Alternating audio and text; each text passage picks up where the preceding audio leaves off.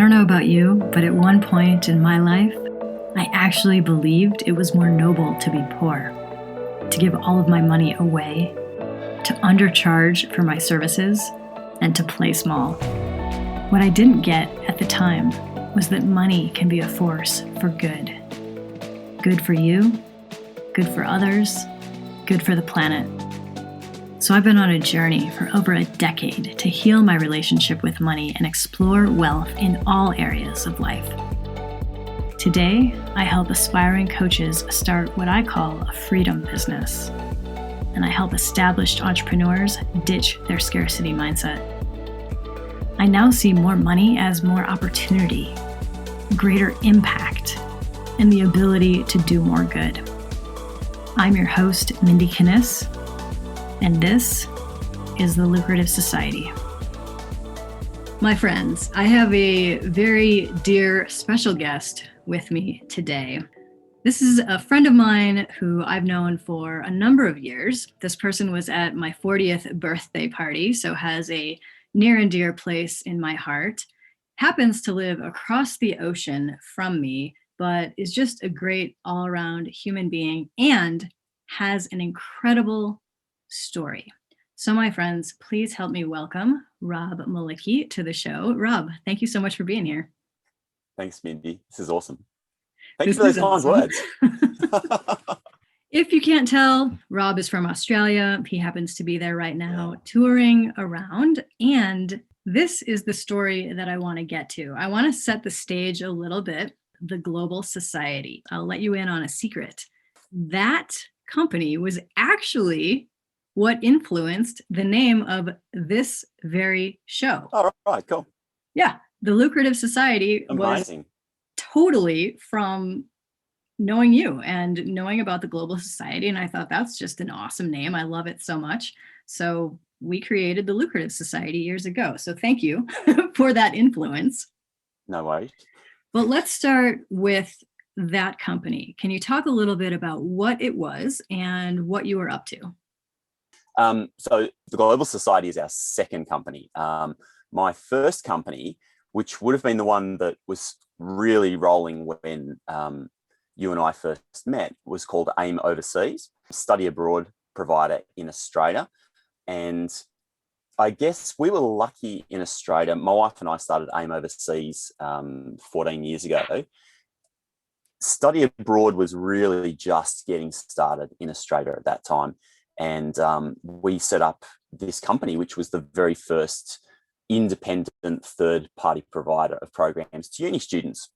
And so it's one of those things, like good timing. And the company basically grew from zero in our second bedroom to a good-sized business, $6 million turnover, 15 staff, and about 1,000 outbound students every year. So a nice business. And along the way, maybe because I've got a short attention span, but also in the interests of diversifying, we set up the Global Society. That's about 5 years ago now. And that's grown to 20,000 plus members, also supporting students who are going to have overseas study experiences. Then coronavirus happened and literally it all vanished. Well, actually, funnily enough, the Global Society is still going. The Global Society is actually doing really well and has grown during coronavirus. So funny how these things work out, that the diversification strategy actually worked. But the main business, AIM Overseas, like the main engine, basically just like vaporized overnight. And we were lucky because we'd been planning on doing a trip around Australia for about 4 years. It's something particularly my wife had always dreamed about doing. And I remember coming home from work not that long ago, or 4 years ago, and her saying, I think we need to do a big trip around Australia with the kids for 6 months. And I was like, yeah, okay, let's go do that. Twist my arm. Twist my arm, that's right. I had to think hard. So literally, like, the timing probably couldn't have been better in many ways, because now we have extended the trip from what would have been a 6-month trip to a 12-month trip. And essentially, we don't even have to work, or have to work very little on the second company while we're out here. So what could have been a really horrid year last year, having to close down a mature, successful business, has actually turned into like the most extraordinary opportunity of a lifetime, I'd say. So we're out here seizing that with both hands. Rob, you're a very optimistic person. And to most people, like, I just want to really dig in on those choices that you made, because you did have a crazy successful business, lots of people involved, lots of money involved, lots of time invested, all of those things. And yet you came to the point where you had to make that choice of, what are we going to do here? And it's lovely to hear you talk about it from the perspective where you are now. You're like having the Yeah. adventure of a lifetime, that's awesome.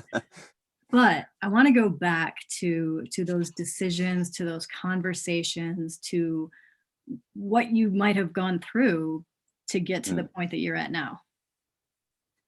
Yeah, look, good question. It's just reality. Like you can't change reality. And for us, I was actually in the US at the Social Media Marketing World Conference down in San Diego at the end of February 2020. Got on a plane, flew home, and while we were there, like I'd been speaking with my wife every day, as we do whenever we're traveling, and she'd been saying a lot about this kind of coronavirus thing. I was just like, it'll be fine. We'd been through swine flu, we'd been through bird flu. Like our business had actually been through these periods. True story. When swine flu first broke down in Mexico, we were booked to go to Mexico 3 weeks later. And we went anyway. Like we went down to Mexico and we're like, what's this big deal? Like this pandemic thing, yeah, this is not a big deal. Like everything was handled so well down there. Like I was just saying to myself, everything's going to be fine. Like this is just another one of those things we've seen before, except it wasn't. And by the time I got on the plane and flew home, I've just flown overnight from Los Angeles to Sydney, jet lagged, haven't slept well. And I went with Maureen, my wife, to sit down and have coffee to talk it out. And she was just like, it's done. Like this thing is stuffed. And I'm like, no, it'll be fine. Like, we've seen this before. I've read all these beautiful business books, like The Hard Thing About Hard Things. And we're gonna like find some clever, cunning, sneaky way to get around this. We're gonna cheat. But we talked through it, and we were looking at Italy. We were looking at what was going on everywhere else at that point, which wasn't very much, to be honest. This is only the start of March. And the key thing for us was that 2 of our partner universities in Australia had said, you're not going to send any students out in July. We're too worried about this thing. And we just did the maths.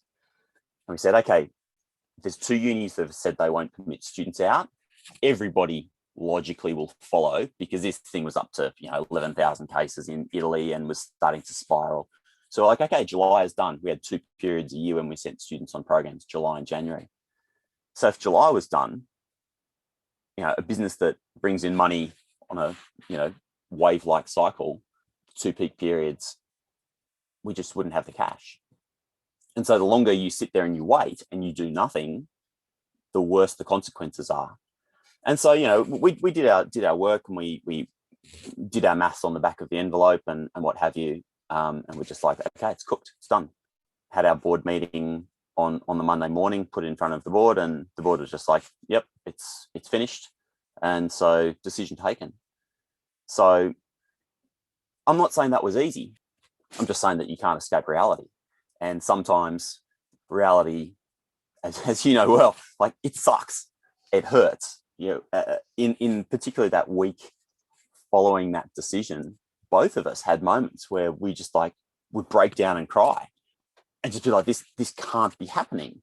We've spent 13 years and this thing's rolling, and we're creating this amazing impact in people's lives with these experiences. But it's reality, and you're better off just to face up to that and get on with whatever reality is today than just like to delude yourself. So, and look how it's worked out. It's worked out brilliantly. It's worked out brilliantly. And I want to ask you about the mindset progression from that point to where you are now, because to your point about that is how life happens. I know that, that in various different contexts, and it freaking sucks. And for me, I remember after Sean died being very freaked out for a while about money. I was like, oh, like somehow I thought I'm never going to make any money again, or like I can't make any money by myself, which who knows why I thought that. I already had a business before, Mm. but in that grief, crazy mindset, I was like, I'm never going to make money again. I'm so scared. Did you and Maureen have some of those kinds, like just overwhelming fear about cash specifically? Because I know that I did when life showed up for me. And if so, how did you work your way through that? I mean, for me personally, not about money. I think, I think, sorry, Philly, it's very human, I think, to feel those things. So if anyone's listening to this and feels like that, I think that would be the number one thing that people worry about. It's like, what am I going to do? How am I going to survive, financially? But for me, much less so. When I was at university, I just did every crappy job under the sun, right? Like I worked cleaning a butcher's shop in the evenings in order to bring in some cash, which was as disgusting as it sounds. It sounds disgusting. And it's so bad. And I've done paper runs and refereed soccer. I've done so many like crappy jobs, but it brings in money, and in the end, I know I can go back to any of that stuff. Even traveling around Australia now, like the amount of work that's out there. If you're just happy to work, like shelve your ego for a second and just say, I just need to make some money. It's out there.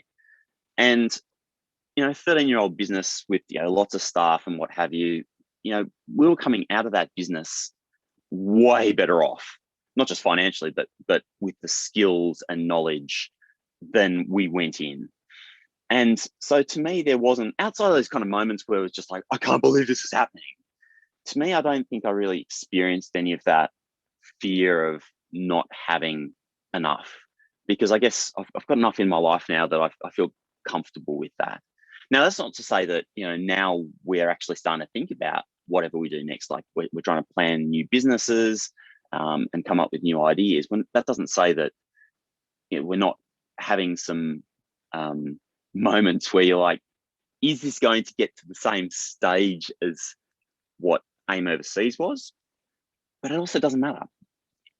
As long as you're alive and you're surviving with the basics, I don't think it matters that much, to be honest.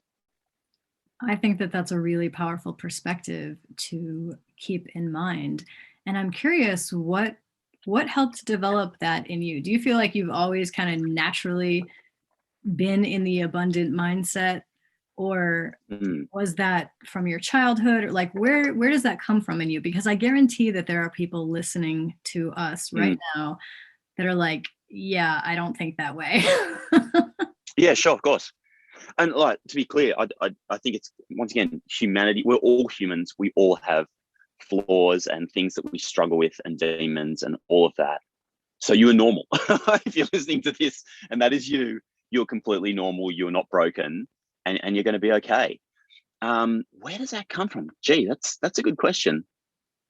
What intuitively came to me when you asked that question, I thought back to when I was doing an exchange program in the UK when I was going through university, and I'd brought my bike, my road bike, my mountain bike, sorry, over from Australia, and I started doing like these crazy long rides all over the UK.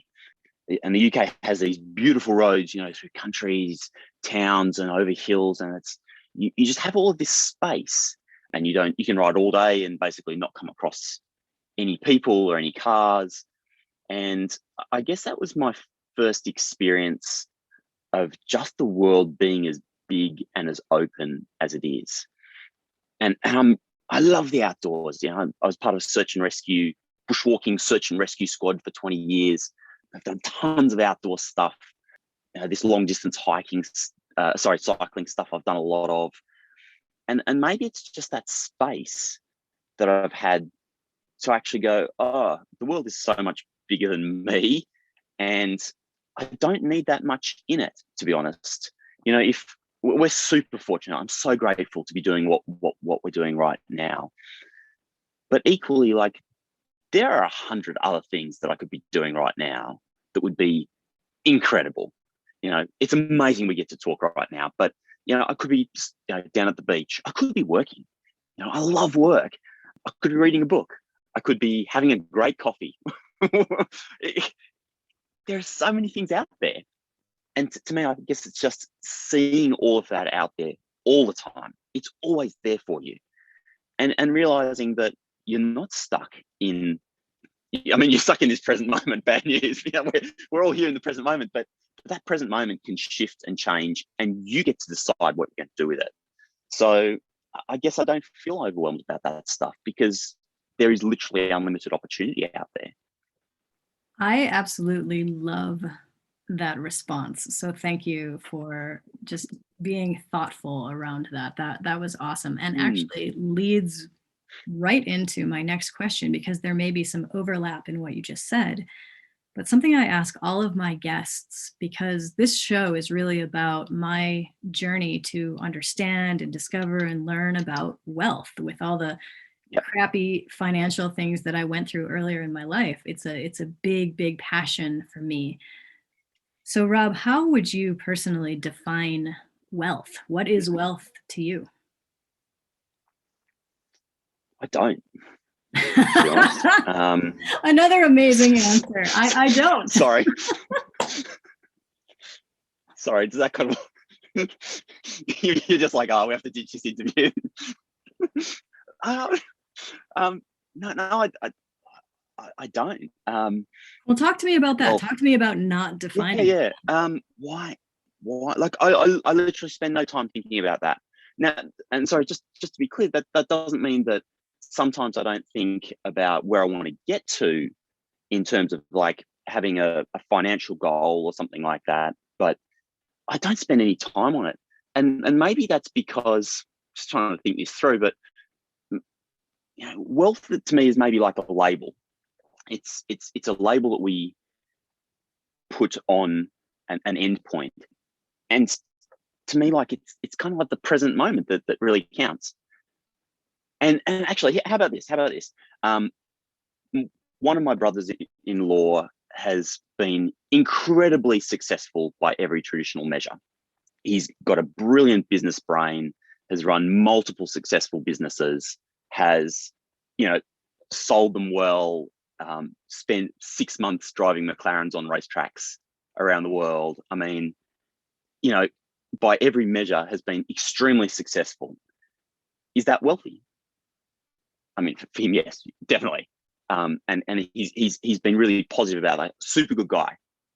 The fact that he's a great human being is more important to me than what he's achieved in business and in terms of money. I've got another brother-in-law who runs business in France, and financially it's been hard. Like, he's really fought the good fight. It's more like the sort of tradesman side of things. He's a brilliant tradesman. He does incredible work. He's got a lot of pride in what he does, and he's in an industry which is it's like an industry with a lot of corruption, and he plays it straight. Is that wealth? Yeah, maybe. Ultra trail running, ultra marathon trail runners. Those guys that run overnight through the next day and through the next night, and the sun comes up on them. The sun comes up when they're delirious with sleep deprivation and they've run 100 miles. That moment of, like, I can't imagine what it'd be like. It must be ecstasy, that hit that they get, or the person that's been meditating for 12 hours. Is that wealth? Yeah, I mean, it's everything. It's all of it. So I think I'm less worried about the label and worrying about all those things than I am about trying to find those moments where things are beautiful. So can I reflect something to you? Please. The way that I define wealth is looking at the etymology of the word wealth and where that comes from. And its original meaning was well-being. And I feel like for you, just having been friends with you for all these years, the reason that you may not think that much about it or care to even define it, if you will, is because you are that, you have that. And it's kind of like asking a fish to be like, hey, can you define water for me? And the fish would be like, it's my existence. How can I define this thing? I don't even think about it. And like I said, having known you for all these years, you are the definition of well-being in terms of family, career, health, activity. I mean, you've got all these different things kind of going on a very high level. So that kind of makes sense to me that you wouldn't need to think about it that much. Thanks, Mindy. That's about the nicest thing anyone's ever said to me. Yeah, maybe there's some truth in that. And I guess the important thing in that is that, I mean, I don't know how it maybe got to that point, but it's there for all of us. There are so many beautiful things in this world, so many beautiful moments that we can experience every day. And the more that you just like lean into that, you know, the more that the rest of the other stuff doesn't matter so much. Well, I think that actually speaks volumes to why we are friends, because we both seek out the best in life in terms of our optimistic perspective and like what we want to do and the adventures that we want to have. So that just adds to our friendship. So totally agree with you on that. I want to get down into some of the nitty gritty stuff about your life though, because there will be people listening that are saying, okay, well, how does this guy just have all like things happen? Yes, that's life, but he's made the best of all of these situations. How does he do it? So this is a 4-part question. It's based on an acronym called HERB, H-E-R-B, or actually HERB if I'm speaking Australian. So the H. You got it. The H stands for habits. What are some of your habits, either daily, weekly, or monthly? I mean, other than drinking great coffee. I love it. Habits. I think there are almost 2 types of habits. And actually, to back up a step from that, I think if I have one habit, there's one thing that I really want to try to do every day. It's to try to make myself a little bit better than I was yesterday. That's probably the one real habit, and then everything kind of falls off that. To me, there's almost like two types of habits. The first is like an on-off kind of habit. It's like something we do every day, or we do not do anymore to make ourselves better. I'm wondering if I can tell that story or not. No, I won't tell that one. It's a bit weird. Hold on, you cannot drop a hint like that and then not tell the story. Oh, I can't believe I'm going to say this on a podcast. All right, so an on-off habit, right? I'll lead into it just by saying that there was a study done in the UK that found that 76% of people urinate in the shower. So if that's you, it's okay. You're there with most of the human population. But some time ago, I decided I didn't want to ever do that again. And it becomes a binary decision. It's on or off. It's like, I'm going to do that ever again. Maybe a cleaner version of that, but staying with a shower. I've been taking cold showers for about 3 years now. I don't know why I started. Probably this kind of self-improvement, want to keep moving forward. And I'd heard stuff on Tim Ferriss's podcast about how cold is so good for you. And I just thought, you know what, I'm going to try this cold showering thing. And like anyone that's tried cold showers, at the start, it sucks. Like it really, really sucks. But I decided to make it a binary on-off decision. Every time I get in a shower, it doesn't matter how warm or cold it is outside, the cold tap goes on and that's it. And I think that's been a really good mental exercise more than anything else, because every day I'm just forced to exercise that muscle where, against what I really want to do, I turn on the cold tap and that's it. So I think trying to make good on-off decisions is important. I love a glass of wine, and if I were left to my own devices, I'd probably drink a glass or two every night. And I just realized recently that that's probably not the healthiest thing to do. So no more than 2 glasses in a night, and no more than no more than every second night, if that makes sense. So that there's always a night off in the middle. So it's just like a binary decision that makes it really easy to stick to. And then on the other side of that, so that's like on-off habits. But then on the other side of that is what I think is like incremental improvement. The way I think a lot of people approach habits, and maybe a lot of stuff in life in general, is they make it too big. They're like, I'm going to become a runner, or I'm going to lose 50 kilos.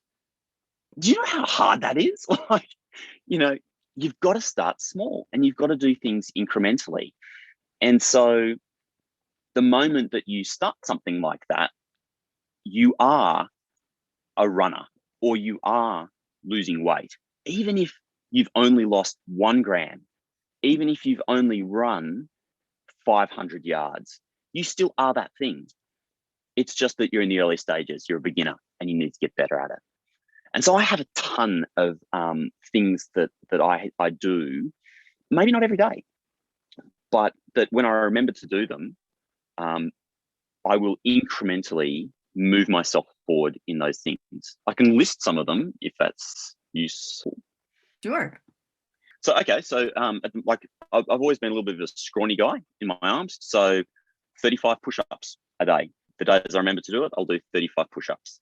I do Duolingo every day. So I'm learning Spanish and have been doing that for 5 minutes a day for like 3 years. The Calm meditation app, same thing. I've been doing that for about 2 or 3 years. That has been amazing. I try to do some stretching whenever I remember to do it. I'm now over 40, and so, it's all downhill from here. So I figure, like, if I can touch my toes, I never was able to touch my toes before. If I can stretch enough parts of my body to be able to touch my toes, that's kind of like the benchmark for me for the rest of my life. So whenever I think of it, I'm going to do that. And actually, maybe the best one is just remembering to smile.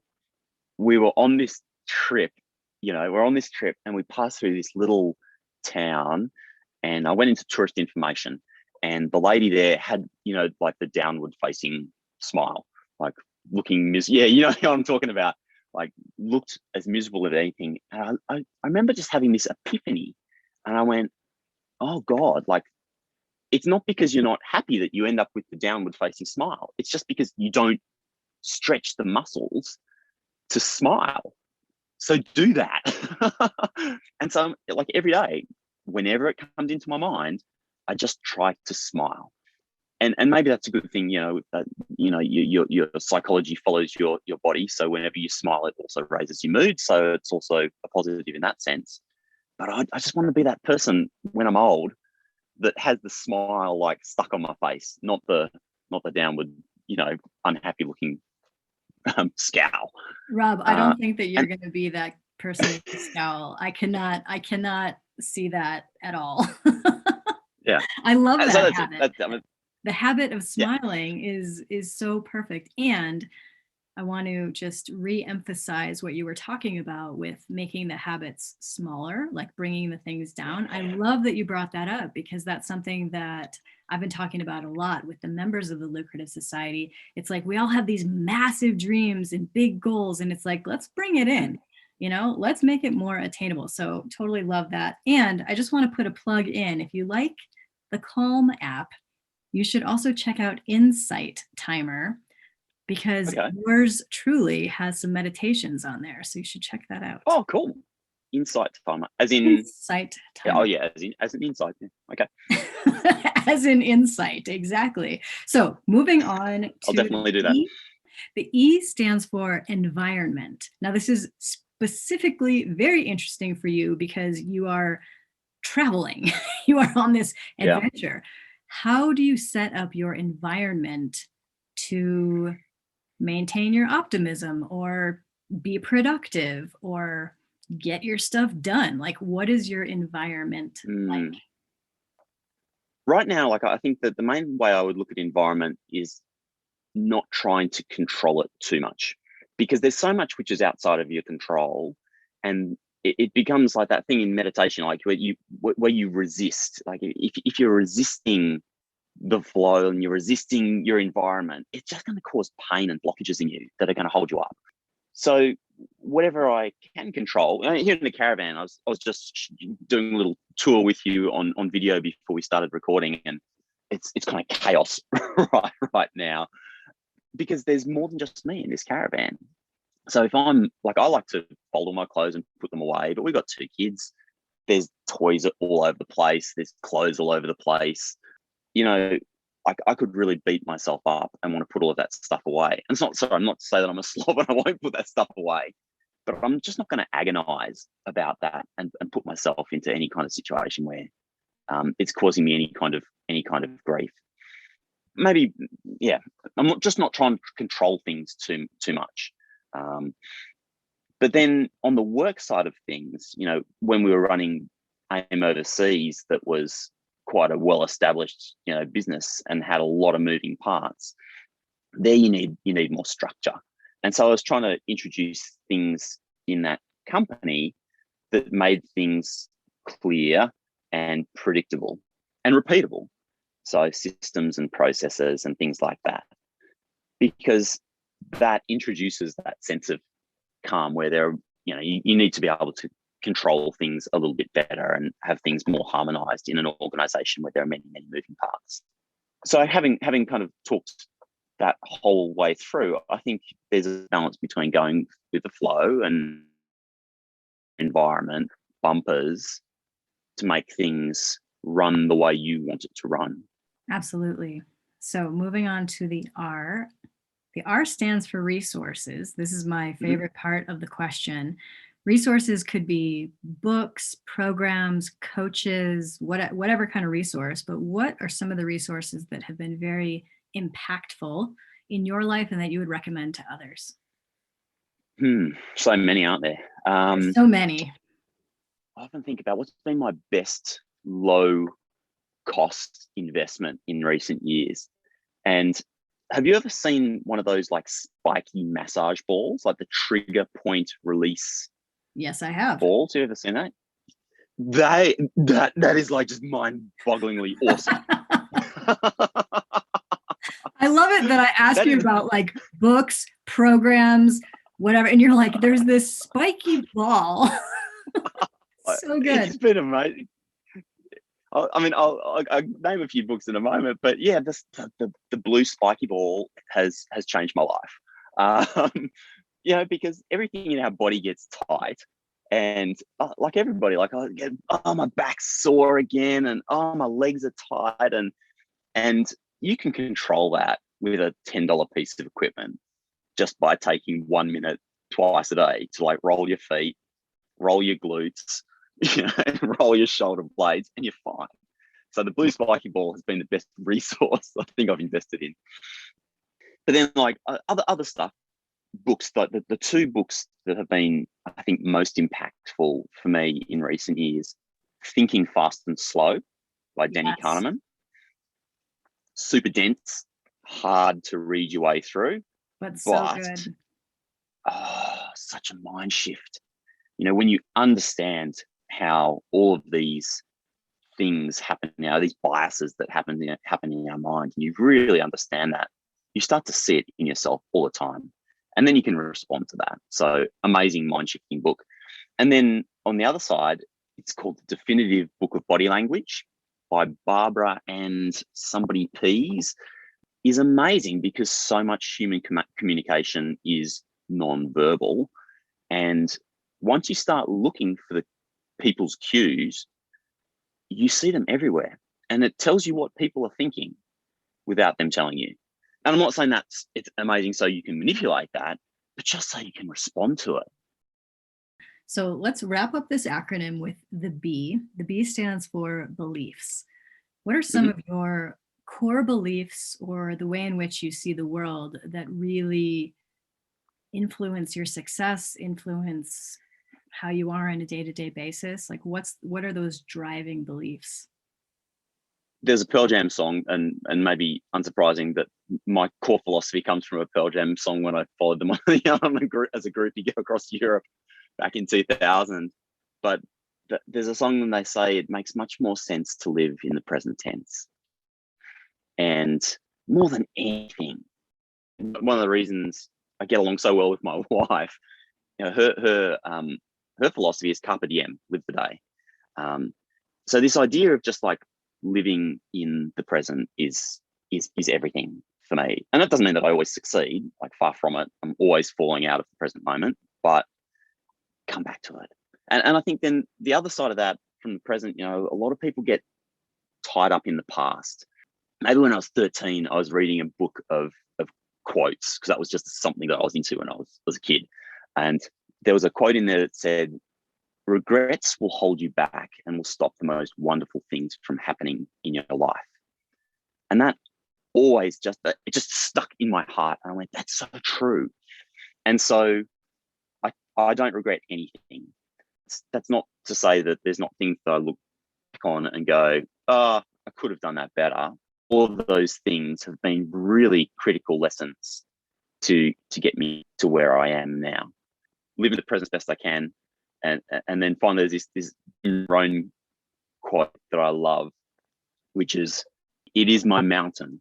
You know, they say that it's too high, it's too windy, it's too dangerous, but it's my mountain, and I'm either going to see me waving from the top, or you're going to find me dead on the side, because I'm not coming back.